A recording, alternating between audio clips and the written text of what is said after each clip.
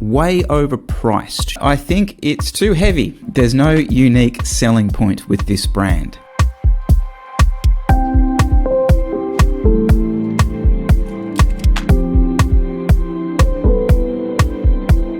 So Michael, thank you very much for joining us. I'm not going to lie to you, when the founder of the company whose bike I just reviewed reaches out to you and wants to talk, it did very much feel like the school principal was getting in contact with me and I was sort of in trouble. Yeah, I thought this was a super unique opportunity, and we could basically go through some of the questions and comments that were under that review video. Really take it any way we wanted to. But maybe before we do that, do you want to just give us a little background into yourself? Yeah, so well, I'm the founder, one of the founders of Chapter 2 Bikes, based here in Auckland, New Zealand. And as the name suggests, there was actually a Chapter 1. So Chapter 1 was actually, I spent, about 5 to 6 years at my father's company, which is Neil Pride Limited, which is very famous in the water sports world with windsurfing, kite surfing and things like that. But actually during my tenure there, I was the division manager at Neil Pride Bikes. So I worked with designers and engineers. I actually designed some of the bikes myself because I was an architect. In 2015, my father actually sold the business and decided to retire from that part of his life. And the two of us left the company and we set up Chapter 2. That's a really interesting place in where bikes were, I think, in 2015 as well, which potentially maybe we can kind of get into. And let's just start with one of the comments or questions that I spotted underneath that video, which is from Marcus Velo. And he says, weight is very important for the cashed up MAMIL, as much easier to walk up the hills. Yes. CM, you've done a great review in an excellent manner. However, how could Chapter 2 expect people to buy a frame set for only $5,000? Is there even a build option? Canyon would be their market competitor, and they do a much better from what I can see.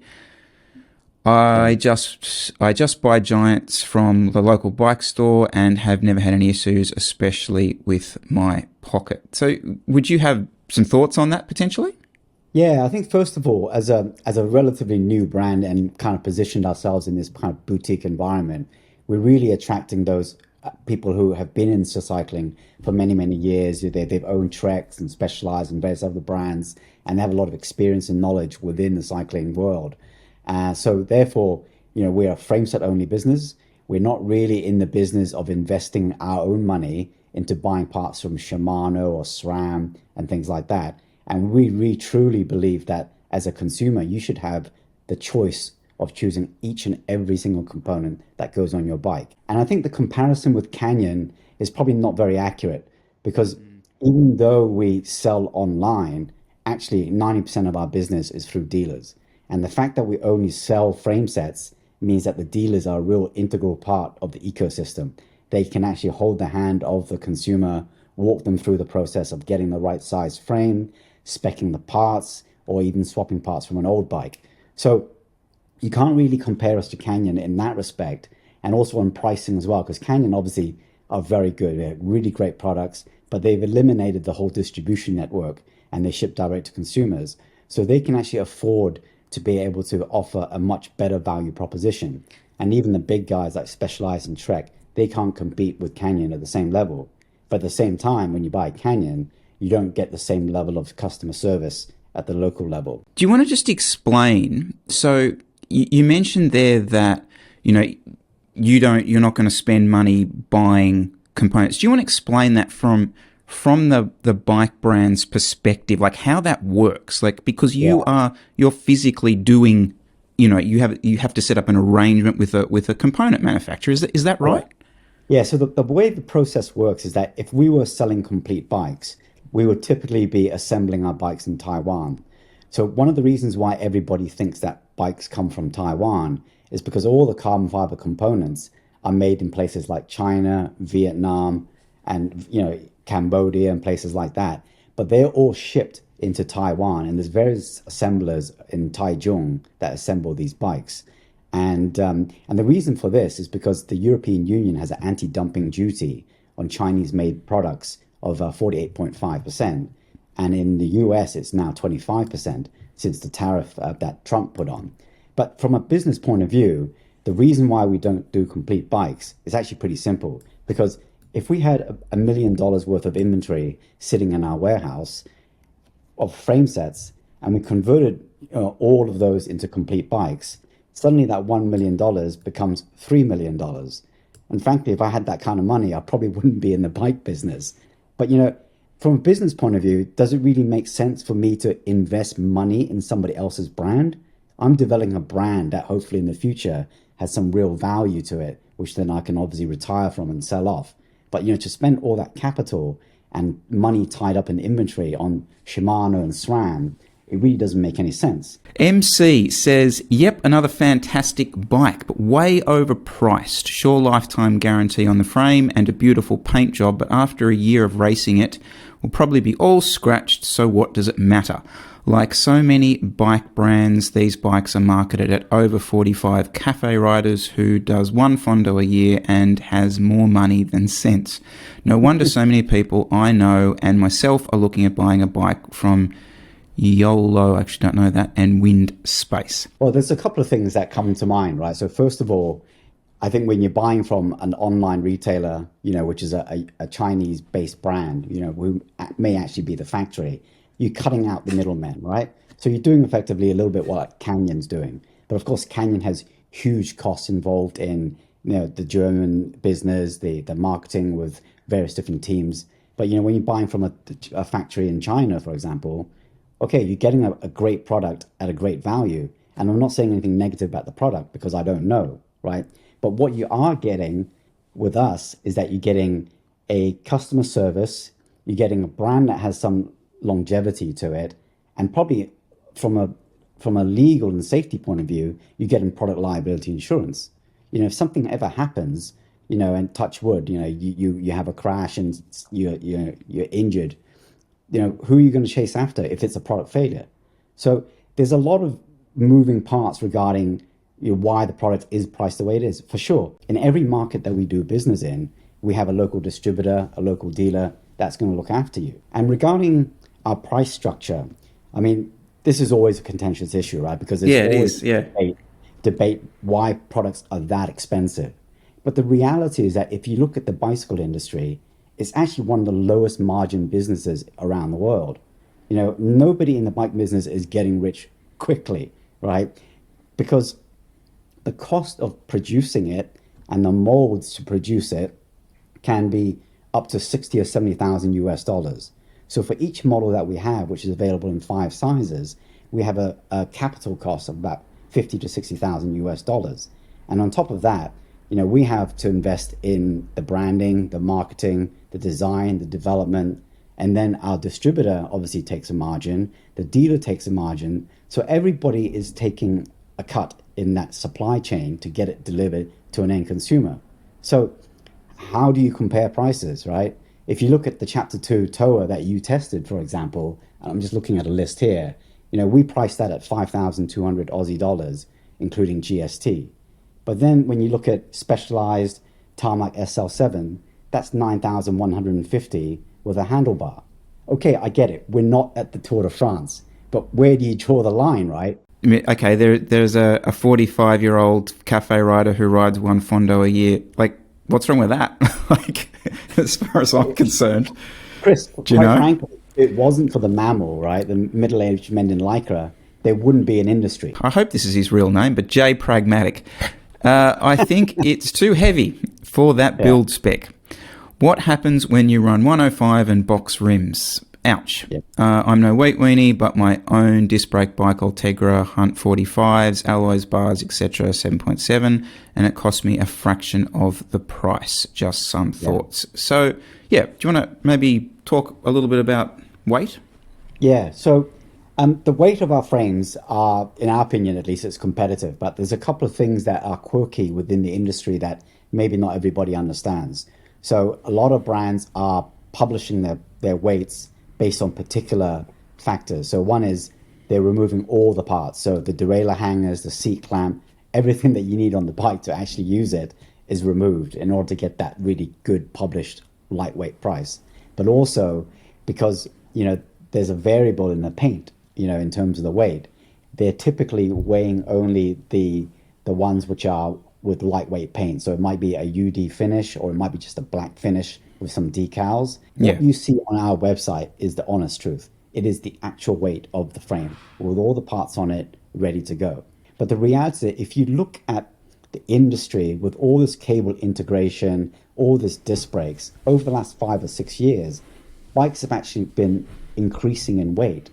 And if you look at the big brands like Specialized and Trek, they don't even publish their weights on their American websites, because America can be quite litigious, right? So if somebody sees it, they purchase it, and they weigh it, there's a potential legal case for false advertising. So there's a bit of a kind of a gray area in this whole weight thing. To argue the performance aspects of it, yeah, there's been a number of well-documented papers and studies regarding the pros and cons between weight and aerodynamics. And the engineers within the industry have basically worked out, until you get to quite steep inclines of 12 to 15%, the aerodynamic performance of the bike actually is more important than the weight itself. So I think that's where we've spent most of our effort. We do a lot of design work in aerodynamics. We've used the Auckland University wind tunnel to develop some of those ideas. So we're spending the money in what we think is going to drive performance, and the offset of that is a weight that some people may think is a little bit heavier. You were there sort of designing bikes 10 years ago, pre sort of 2015, in and around that space then. And you're still doing it with this new generation of bikes. So have you seen those performance benefits, I suppose, for the consumer in the produced frame from the product that's now available, i.e. the heavier bike? Yeah, I think the difference is really in the aerodynamics. Clearly, the biggest story in the last 12 to 15 years has been aerodynamics. And I guess in the early days of Cervelo, when Gerard Vroomen and Phil White created the brand and developed their whole kind of ethos towards performance, they really set the bar of what aerodynamics should be. And you look at their bikes; they're beautifully finished, they look great, and they're winning races. What is holding back from a purely design sense? What is holding back a 6.8 kilo bike being fully aerodynamic? Is it the pure quantity of carbon that is required to make an aerodynamic tube? Yeah, very much so. So, for example, each of our different models of frames that we have, the frame itself has around 360 to 380 pieces of carbon fiber. And of course, each of those pieces of carbon fiber is adding weight, but without it, you don't have a homogeneous structure, right? And within that, you have certain safety standards. So there's the ISO standard, which is the globally recognized standard, and the frames have to pass that. And you won't be able to get product liability insurance from your insurer unless you do all these steps and pass it. Sure, you can actually go out there and make a super lightweight frame, but is it going to be stiff enough? Is it going to steer well on fast descents? I mean, I've ridden some real weight weenie bikes in the past, and frankly, they've scared me to shit when I've got to the bottom of the descent, because the thing just floats around.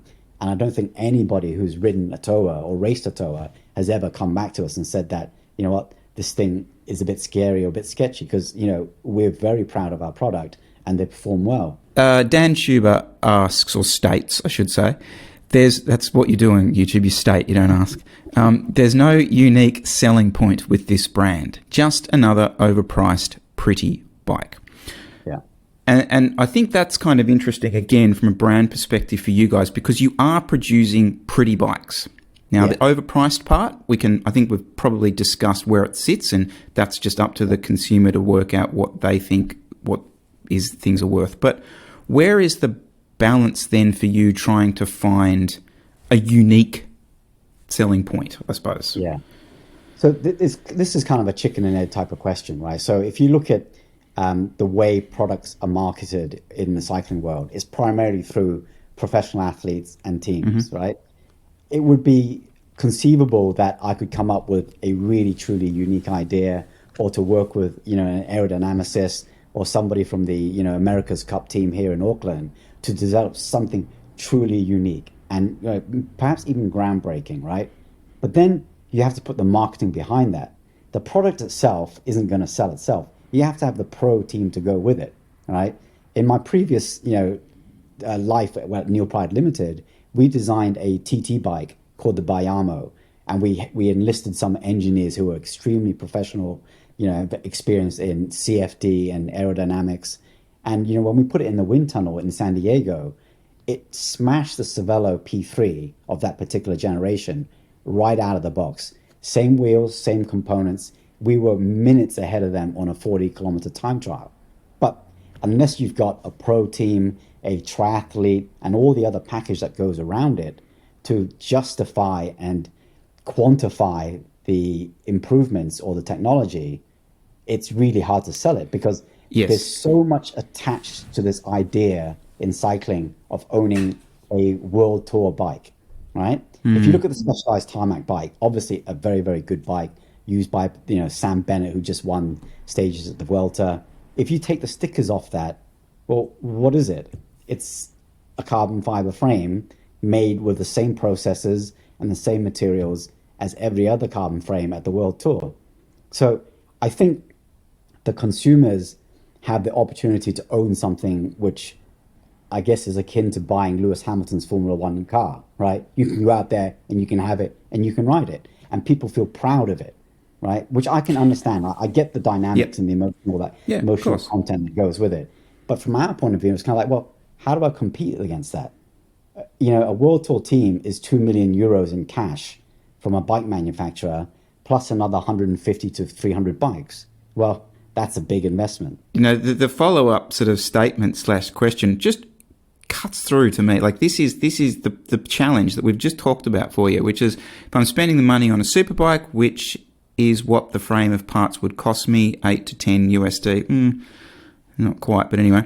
Man, I would have a hard time picking an off-brand frame. Could have a Super 6 Evo frame, S-Works Tarmac frame.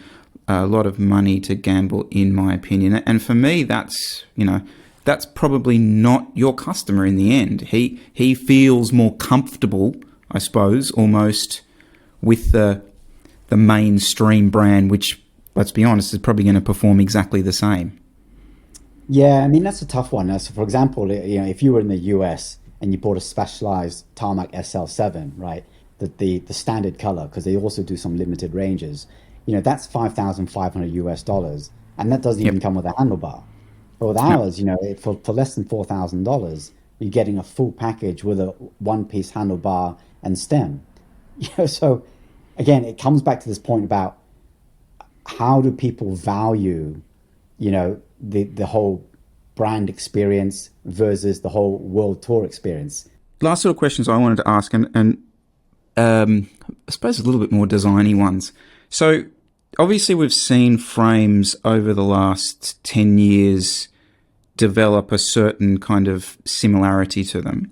And I'm wondering, as someone who hasn't sort of seen any sort of data or any of it, but as far as the frame that we now see, is there a particular design component? Is it the drop seat stays? Is it the integrated bar and stem? Is there a particular design aesthetic, maybe is the wrong word to use, that is the biggest advantage, the biggest bang for you, that you've seen so far in the frame development? Yeah, I mean, first of all, one early observation about what you just said at the beginning there. So, frames are diamond shaped, right? And the reason why they're diamond shaped is because the UCI have very particular rules around, as far as they're concerned, what a road bike should look like, right? So it's all about heritage, a particular look and feel. And, the 6.8 kilogram rule is, frankly, it's arbitrary, right? It was developed in the days when bikes were made out of, steel and aluminium. So that's one point, right? And the second thing is that I think the biggest leap and change are two things, which I think you've already mentioned. One is the full integration, and the other one is the drop seat stays. And probably the third one that I would add is probably the wider tire. I think the drop seat stay is really in response to perhaps a couple of things. A more focus on comfort and longer rides. And there's a couple of things there. So tire clearance is obviously quite critical now. With the Toa that you tested, you can fit up to 32 millimeter tires. It's comfortable and they can ride long distance. So the drop seat stay actually helps the upper part of the bike with a little bit more Interesting. flexibility. But at the same time, we counter that by making the lower part of the frame much stiffer with the right type of carbon fiber layer so that any energy that you put into the pedals is transferred extremely efficiently into the rear wheel, to create forward motion. So you can almost dissect a bicycle from the lower part, from the top part, where the top part is all about comfort and long distance riding, and the lower part, which is all about, getting speed. And that, so is it the drop seat stay then that has caused those sort of compliance issues that you guys are trying to overcome with that? I know on the Coco you've got that really interesting seat post system. Yeah. Is that sort of where that? Yeah, I think so. I mean, in structural terms, if you look at bridges, engineered structures, a triangle is the perfect structure, right? Everything's either in compression or in tension. So structurally speaking, it's the best. But at the end of the day is, if you're going to be out on your bike riding it for like 4 or 5 hours, something that's structurally superior may not actually be the best thing for you. So that's why the compliance. I mean, if you look at Canyon with their aero, with the seat posts that they have, the specialized Roubaix, over the years evolved. It's all about delivering a really great riding performance. And the word that was used in the past, the idea of a Gran Fondo bike, has almost become a bit of a dirty word, right? Because as a consumer, you think, well, this brand's actually dumbing down this bike. Why would I want a bike that's been dumbed down? So our philosophy is different, right? Why can't we have both? Why can't you have a bike that is really fast, performs well, and be comfortable? And plus with the chapter 2, it looks great, right? So that comes back to this idea about separating the bike into 2 parts, the lower section and the upper section. Really interesting. And you basically touched on my last question, and I think your brand is really interesting in this place, that bike categories, they're changing. They clearly are changing. I mean, gone are the days of, what was it? The Gran Fondo bike. Yeah. Being sitting in that category. Are we heading the direction that we're really looking at sort of the one bike to rule them all type thing? I think the end of the day is no matter what category of bike that you design, right? Whether it's a lightweight bike, a aero bike, all-road bike, or a stiff racing bike, if you were to draw the circles about who they are, what they are, they're all going to overlap at some point, right? Because at the end of the day, they've got 2 wheels, they've got a chain and all the other components, and they make you go fast, right? So there's a lot of overlap. But the end of the day is it depends on the consumer. If you're living in Florida, why do you need a bike that climbs well? It's pan flat, there's almost no wind. True. So it really comes down to where you live, what your riding style is, and what suits your requirements. Okay, so we call the Toa a race bike, and we truly think it's a race bike. You can go out there and race it, and you've done it, right? And it works well, it's fast, it steers extremely well. It's a racing bike, but it's comfortable. But why can't we have both? In a world where you have the engineering capabilities to have a racing bike that's comfortable, well, why wouldn't we do that? It makes sense because the consumers are happier consumer because they're getting the best of both worlds.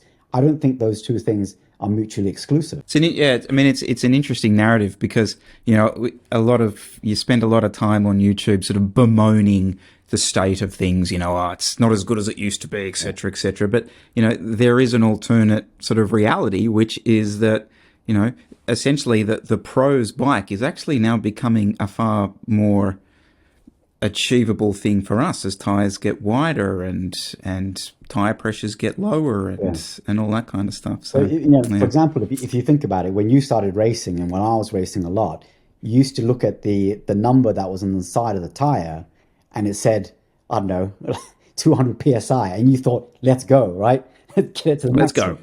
And now we've gone complete polar opposite.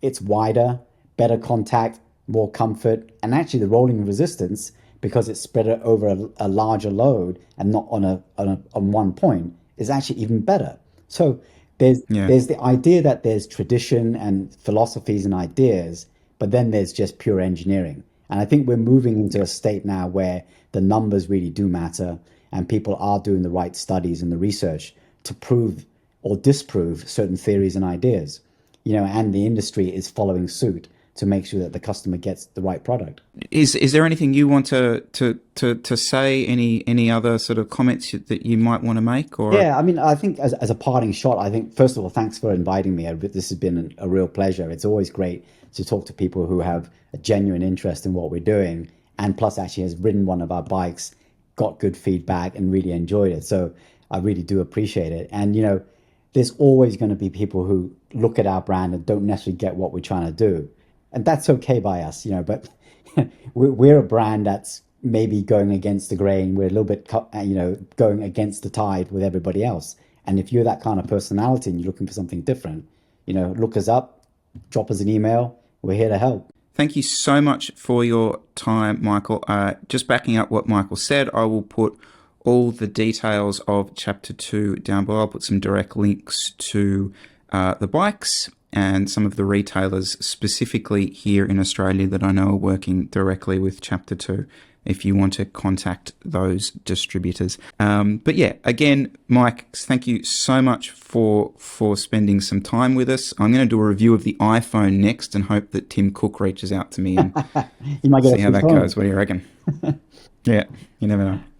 Thank you again so much, Michael. Make sure to like these videos, subscribe to the channel, guys, and we'll see you real soon. It's a pleasure. Thank you very much.